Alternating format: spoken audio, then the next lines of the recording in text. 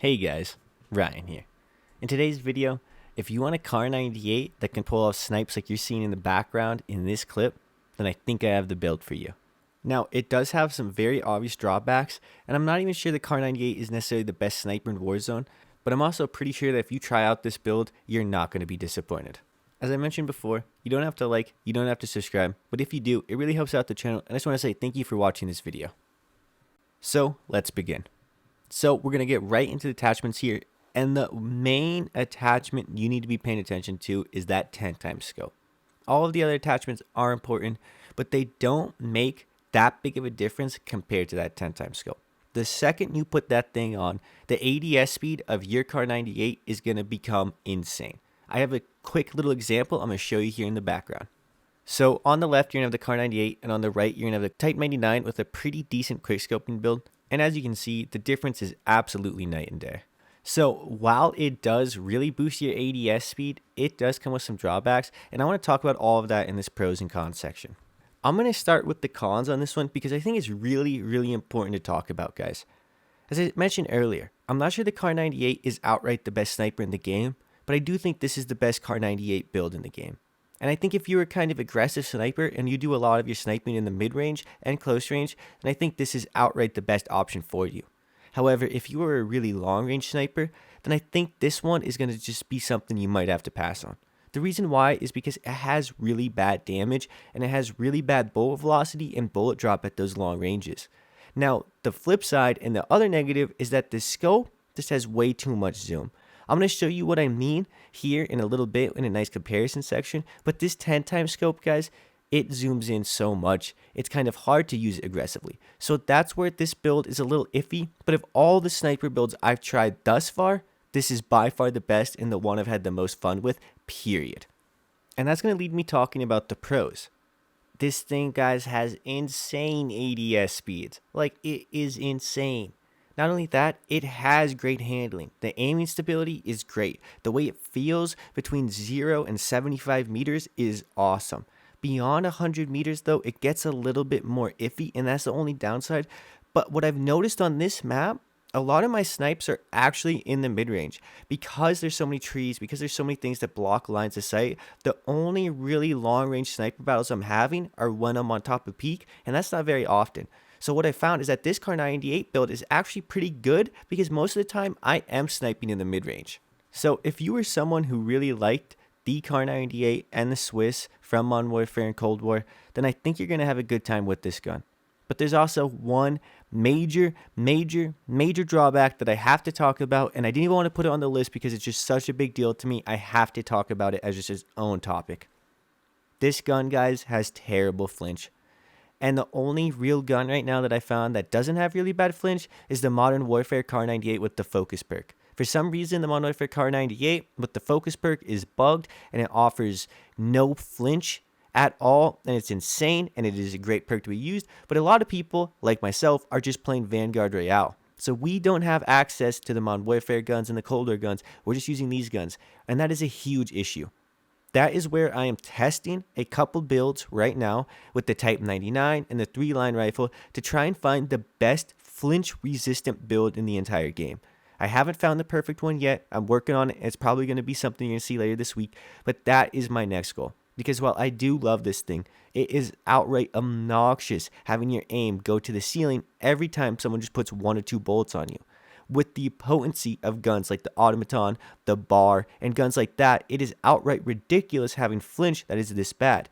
Now, a lot of my attachments are there to help with flinch resistance, and I have found it's helping a little bit, but I haven't found that it's doing as much as I'd really like it to. So overall, guys, I hope that when you try this, you keep all of that in mind. Now, I also have one other thing I really need to talk about with the scope.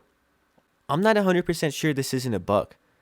On the scope, on the detail, it says it should reduce ADS times. So for this to be making the ADS time that insane, when I don't think it's present on any other snipers, then I do think it might be a build, and this may be patched. So while this is a great build to be using in the meantime, this is something you might not be able to rely on. And the Kar 98, guys, it might not be that good after this thing gets nerfed. I still really like the Kar98 even before this. Even before I found this 10x scope, I really enjoyed it. But what I have been noticing is my enjoyment has gone up tremendously since finding this scope, and I'm a little worried about what's going to happen if it gets nerfed. So please, with those two things, do keep that in mind. While this is a great build and it's really fun to use in the moment, if you do have it leveled up, I'd really recommend using it. But if you're someone who doesn't have the Kar98 leveled up and you're wondering what sniper you should be leveling up, then maybe don't commit fully to this build and to the Kar98 just yet.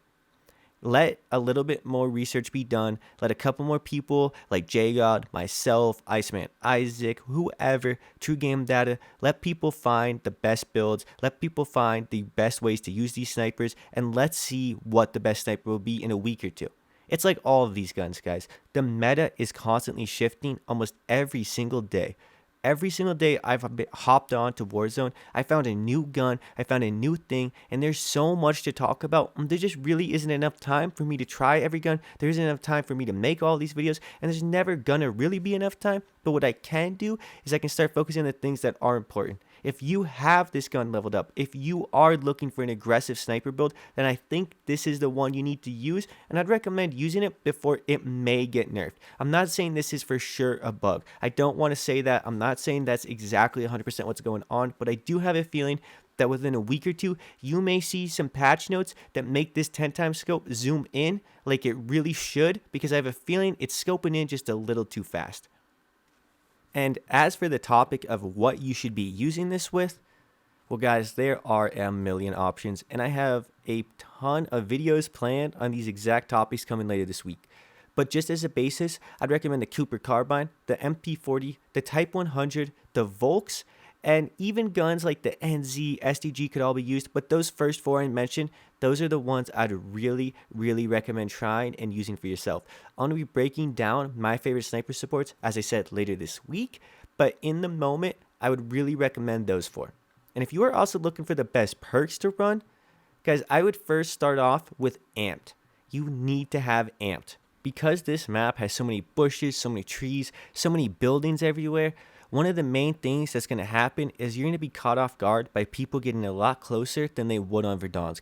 Verdansk, when you were out in the wilderness, had a lot of really open areas, and there was tons of people for you to be able to spot, for you to be able to shoot from far away. But in this one, while there are some engagements like that, for the most part, almost every engagement I've had is usually within 50 meters, and there's just sometimes a lot of different angles for people to just pop up out of nowhere, and I've been getting surprised in a lot of fights, and I've been surprising people in a lot of fights. So use that to your advantage and keep all of that in mind.